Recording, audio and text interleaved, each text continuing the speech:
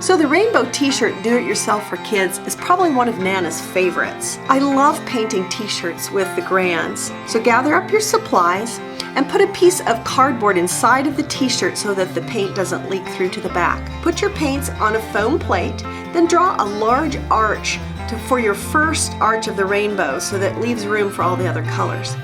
I gathered up some different items to do the printing with, things like lids off of a milk jug, foam letters from a printing set that I had. We used thumbprints for the Grans. I even used a Lego, and an empty thread spool works well. Of course, my granddaughter found a much more fun way to do her printing. Love that twirl.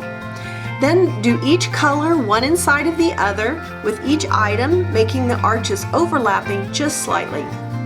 That Lego worked great, by the way.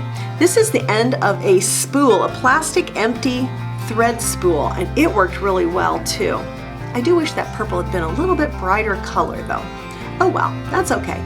The rainbow t-shirt do-it-yourself for kids is a great one for Bible school or for Nana's camp or just a summer activity. Come for more t-shirt painting ideas at welcometonanas.com.